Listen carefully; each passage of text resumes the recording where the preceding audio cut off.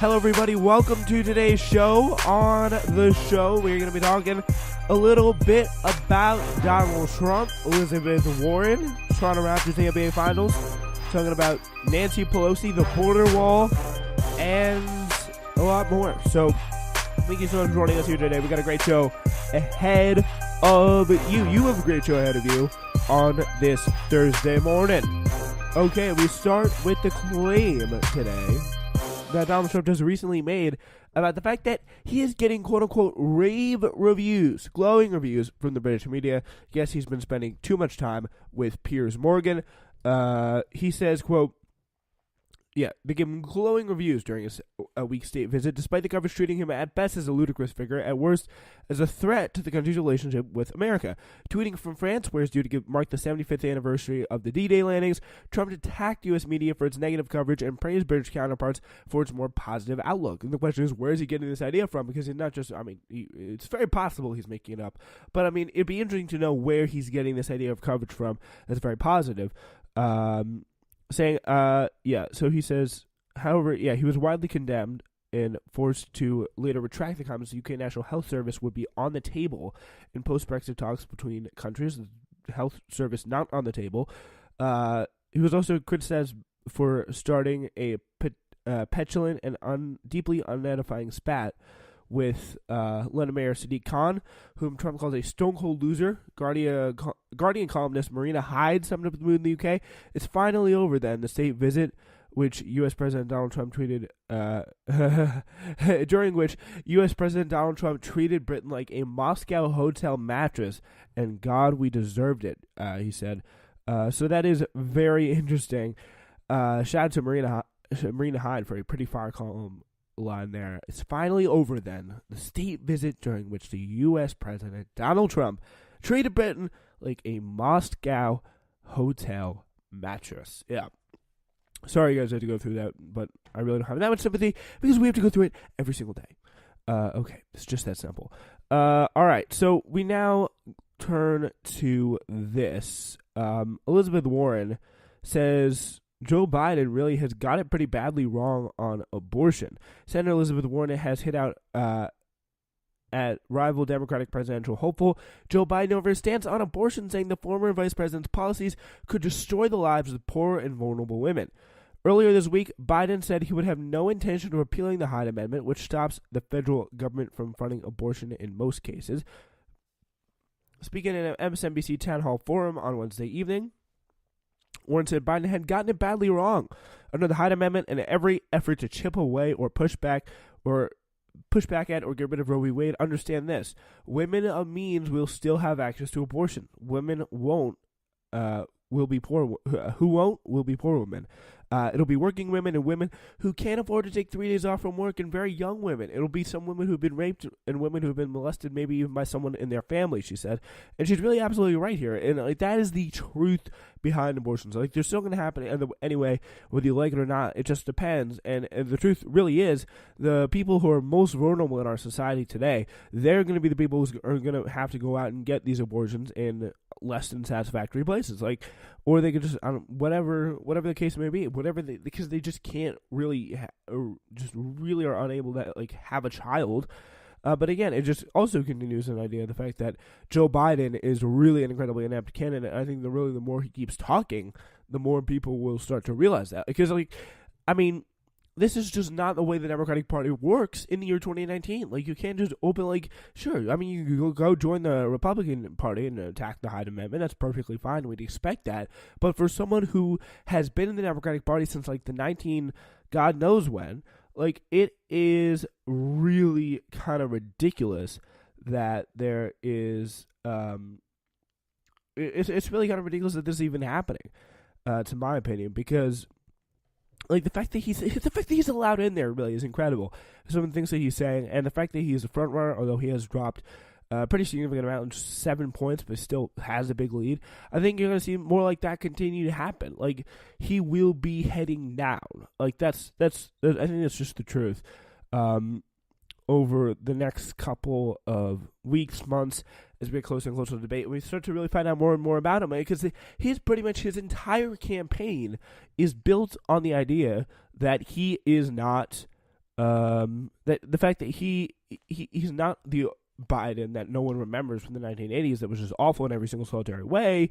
No, he was Obama's vice president, and pretty much he's saying to a large swath of the population, which I think he knows what he's doing here, and he knows it's going to have a pretty positive and popular effect. He's going to say that, yeah, we're going to bring you back to Obama, and a lot of people really liked Obama, especially on the Democratic side. I mean, I was in discussion with one of our contributors to this show, or this network, SWN's political contributor, David Lang, and she's like, no, that won't work. People didn't like Obama. Well, I mean, sure, some people didn't. Conservatives didn't like Obama, but there's a good portion of people that liked Obama, not only because of really the policies, but because the fact that it was normal and didn't seem like there was a crisis happening every 2 minutes, like every 2 seconds, like the fire alarm was ringing, it's like sounding the end of the world or something. It feels like in the Trump administration, and the fact that this isn't happening anymore, the fact that Joe Biden's promising that not happening, I think is incredibly impactful, getting back to the old stability of the Obama years. And for him to promise that, he just has to run. Like, it doesn't even matter what he says. Voters will view that kind of as a symbol of just normality, which I think is deeply, deeply misguided.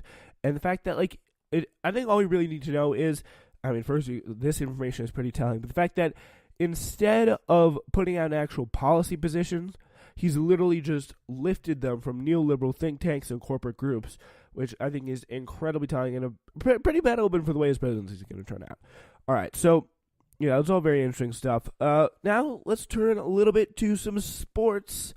Toronto Raptors defeat Golden State Warriors in Game 3 of the NBA Finals. The Toronto Raptors overcame an injury-ravaged Golden State Warriors team Wednesday night, taking a 2-1 lead in the NBA Finals. You got Klay Thompson, Kevin Durant, and Kevon Looney were all out on the sidelines for injuries as the Warriors slumped to a 123-109 defeat. Kawhi Leonard led Toronto with 30 points, and Danny Green was singled out for praise for shooting 6 of 10 within three-point range to finish with 18 points.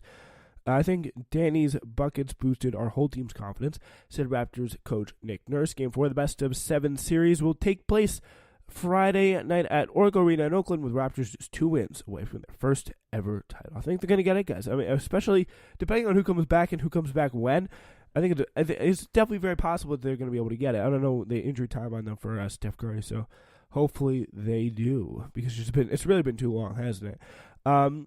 Yeah, guys, this is pretty crazy. New York City Mayor and Democratic presidential hopeful Bill de Blasio ordered the NYPD to start seizing 46 bell-ringing ice cream trucks this week in this thing called Operation Meltdown. This is a good one. Aimed to rein in rogue popsicle peddlers who avoided millions in taxes and violated traffic laws. CNN reports the operators amassed 22,000 summonses, and they ignored nearly $4.5 million in parking fines and other traffic violations, including running red lights and parking in front of fire hydrants for more than a decade.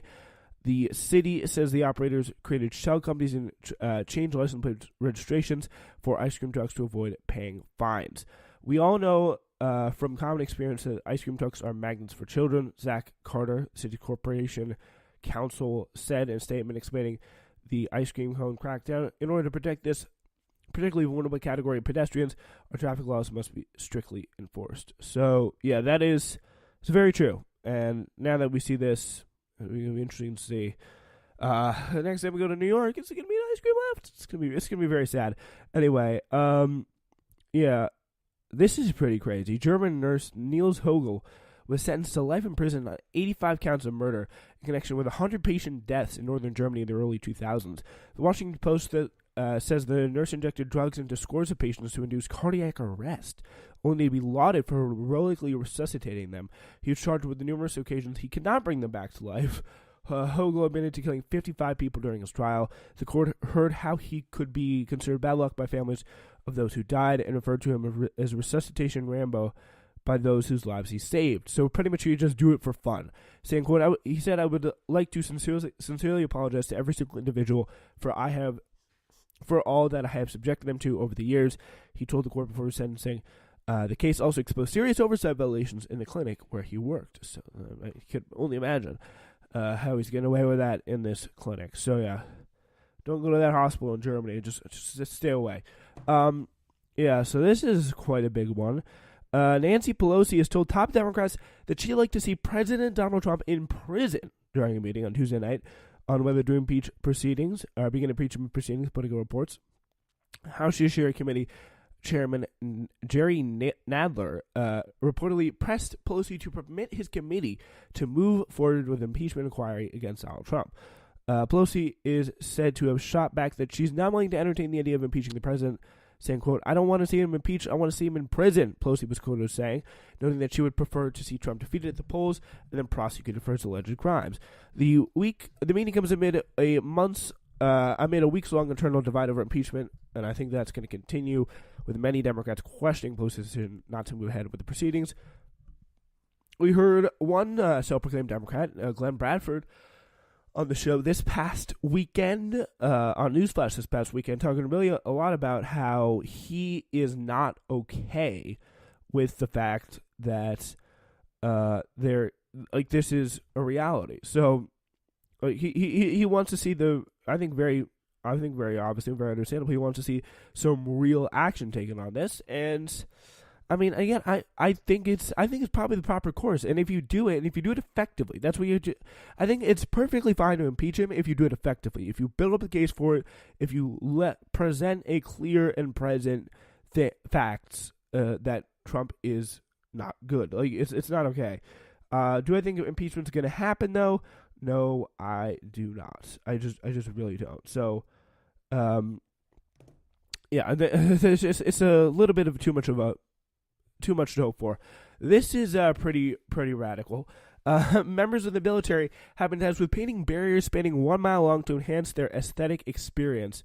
CBS News reports an email message from the DHS notified lawmakers Wednesday of the month-long project, noting that an unspecified number of military personnel were ready to begin painting the barriers along the California border town of Calexico. While the primary purpose is to prove their aesthetic appearances of the wall, there may be an optional benefit based on our experience with the painted barrier in Nogales, Arizona, the email reportedly said. The DHS noted that painting barriers in Arizona had given the Border Patrol advantage when going up against the camouflaging tactics of illegal border crossers. Illinois Senator Dick Durbin, the second highest ranking Democrat in Seattle, called the assignment in the Senate, not Seattle, I don't know why I said Seattle, called the assignment a disgraceful misuse of taxpayer dollars, saying, quote, "Our military has more important work to do than making Trump's wall look beautiful." And I mean, I feel like this is something that is kind of like a liberal fantasy almost, which is kind of weird how it's being perpetrated here by Trump. The idea that, they paint the wall, they make it look beautiful, they make it look artsy. Oh, like, what that's so wonderful. Oh my gosh. Like, it seems to be like a little bit, it seems to be just unbelievably crazy. So that is quite something. That is quite something that we see on a pretty daily basis with this administration. It just gets weirder and weirder and weirder. Literally, what are they going to paint on the wall? Like, illegal immigrants go away or something like that, and some nice joined up writing. Like, what could it be? All right. So this is pretty interesting here. Chicago police has released audio from 2 911 calls made to report the alleged hate crime attack on Jussie Smollett that investigators later said had been staged, saying, some of the quotes were, "I just need the police to come by. I work for an artist. I don't really want to say his name, but he states he went to the subway and 2 guys, someone jumped him or something like that. I want to report him, make sure he's all right." A colleague of an actor is heard telling the 911 dispatcher in the January 23rd incident. I think he's just startled. They put a noose around his neck. They didn't do anything with it, but it's around his neck. It's really effed up. Sorry for saying that. He says there. The police initially investigated the alleged attack as a hate crime after Smollett said he was assaulted near his Chicago apartment. The former Empire star reportedly told cops that 2 men yelled racial and homophobic slurs at him and poured an unknown chemical substance on his body and looped a noose around his neck.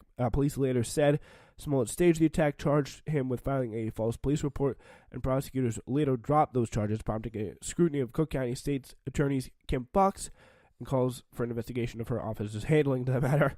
Like, the one time they let a black guy off, like, investigation. A black guy gets shot 16 times? No, let's cover up